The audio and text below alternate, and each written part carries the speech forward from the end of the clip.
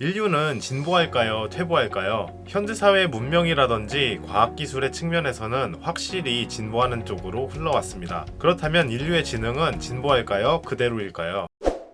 뉴질랜드의 통계학자 제임스 플린은 재밌는 통계 데이터를 발견합니다. IQ 테스트가 생겨서 인류의 지능을 측정하게 된 이유로 인류의 지능이 줄곧 높아진 것을 발견한 것인데요. 한마디로 이전 세대보다 다음 세대의 평균 IQ가 높아졌던 것입니다. 실제로 1980년대 기준 벨기에, 네덜란드, 이스라엘 국민들의 평균 IQ는 30년 전에 비해 거의 20점이나 높아졌습니다. 근데 정말 인류의 지능이 높아진 것일까요? 아니면은 다른 변수로 인해서 지능이 높게 평가된 것일까요? 대부분의 학자들이 높은 지능이 나오게 된 것은 인류의 전체적인 교육 수준이 높아졌기 때문이라고 설명합니다. 일단 IQ 테스트 자체가 읽기와 수학을 기본 베이스로 하는 입학 시험에서 기원되었습니다. 그렇기 때문에 IQ 테스트의 결과는 학교 교육과 관련이 될 수밖에 없는 것이죠. 그 예로 문명화된 교육을 받지 못한 아프리카 원시 부족들에게 IQ 테스트를 한다면 거의 지적장애 수준의 IQ가 나온다고 합니다. 근데 그 사람들이 지적장애의 지능을 가지고 있을 리가 없죠. 머리가 나쁘면은 척박한 환경에서 생존하기 어려웠을 겁니다. 오히려 제가 아프리카 초원에 가면은 그 사람들 입장에서는 제가 지능이 낮아 보일 수도 있겠죠. 그래서 지능이 무엇인가, 지능에 대한 정확한 절대적인 개념이 있느냐에 대한 다양한 의견들이 있습니다.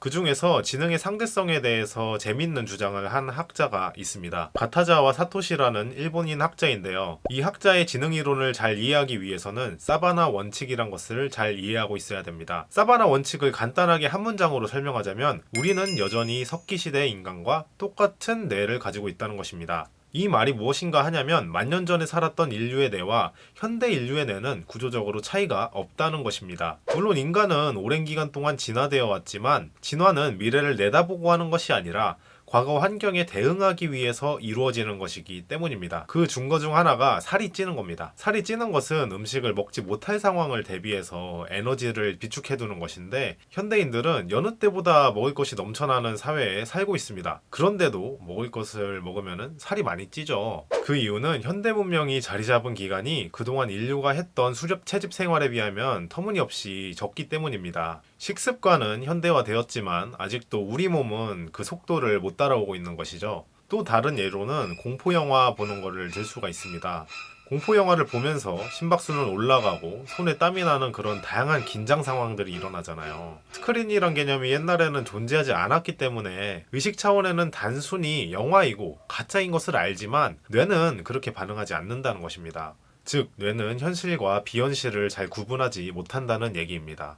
그렇다면 이 사바나의 원칙이란 것이 지능과 어떻게 연결이 될까요? 바나자와 사토시는 이렇게 지능을 정의합니다. 지능이 높다는 것은 테스트나 검사법을 사용해 측정한 일반 지능의 수준이 높은 것을 뜻한다. 즉, 지능이란 것도 결국 특정 시기에 특정 영역에서의 수행의 결과에 불과하다는 것입니다. 그렇기 때문에 지능에 대해서 같이 판단을 하지 말라고 주장을 합니다. 평상시에 우리가 생각했던 것과는 좀 많이 다르죠.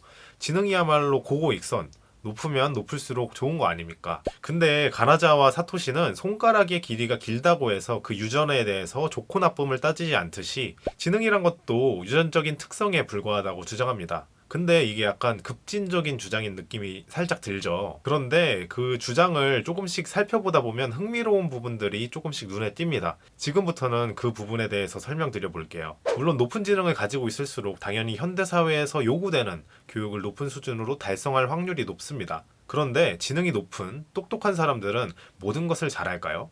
사토시에 따르면 그렇지는 않습니다. 똑똑하다고 대인관계가 원만하고 연애도 잘하고 육아도 잘하고 운동도 잘하지는 않습니다. 현대 사회에서 말하는 지능이 높은 사람들은 과거의 조상들이 해왔던 모든 것에 능통해왔다는 것이 아닙니다. 사토시는 지능이 높은 사람들은 여러 방면에서 취약점을 가지고 있는데 특히 대인관계나 연애 또는 건강적인 측면 등의 인생의 가장 중요한 부분에서는 실패할 확률이 높다고 합니다. 단적인 예로는 인류 최고의 천재였던 아인슈타인도 불우한 결혼 생활을 보냈었고요. 뉴턴도 대인관계에 심각한 불안을 느껴서 거의 히키코모리처럼 자기 연구실에서 박혀 지냈죠. IQ가 높은 사람들은 결국에는 평균으로부터 멀리 떨어진 소수의 사람들이기 때문에 일반 사람들과는 차이를 보일 수밖에 없다는 것이죠. 보통 우리가 다른 사람들 보고 비정상이라고 지능이라고 할 때 대부분의 사람들과는 조금 다르다라는 것을 정의로 삼을 수 있는데요. 지능의 평균으로부터 멀리 떨어져 있는 두 집단, 지적장애 집단뿐만 아니라 지능이 높은 쪽도 비정상일 수 있다는 것입니다.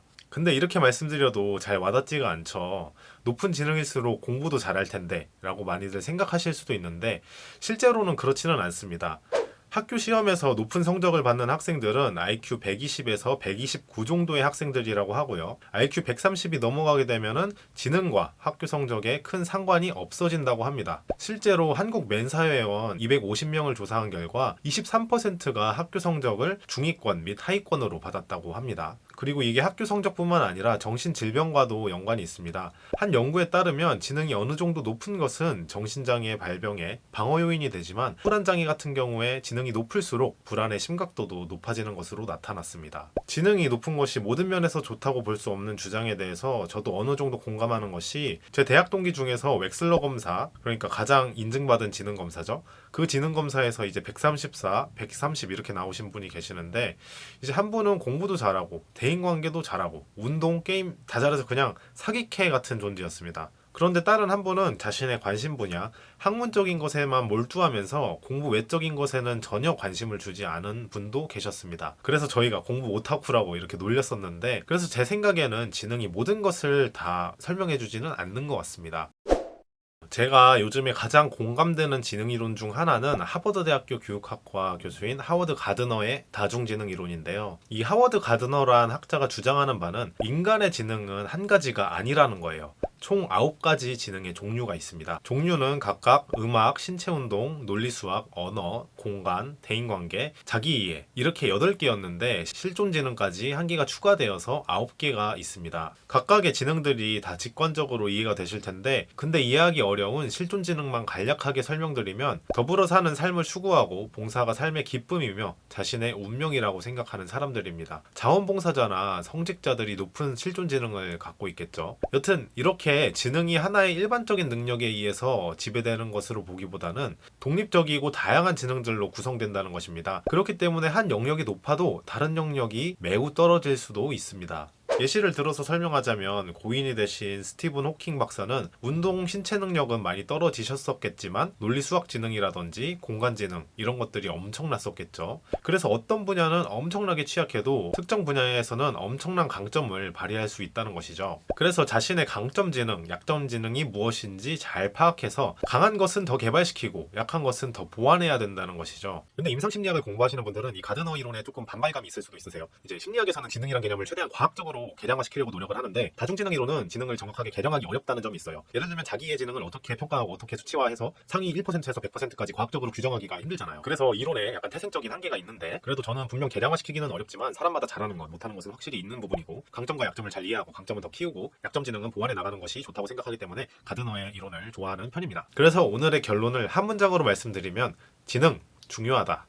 하지만 높은 지능이 특정 환경에서는 단점이 될 수도 있다라는 것입니다. 그리고 사실 지능보다는 더 중요한 것이 자신의 강점 지능과 약점 지능을 잘 파악해서 그것을 극대화시킬 수 있는 환경에서 수행하는 것이라고 생각을 합니다. 그것은 이제 메타인지라고 불리는 능력과 연결이 될 수 있는데요. 간단하게 메타인지를 설명드리자면 자신이 정확히 어떤 사람인지 아는 능력을 말합니다. 이 메타인지라는 개념에 대해서는 나중에 영상을 또 하나 제작하도록 하겠습니다. 네, 지금까지 저는 마음대로였고요. 구독과 좋아요는 제가 영상을 만드는데 아주 큰 힘이 됩니다. 지금까지 시청해주셔서 감사합니다.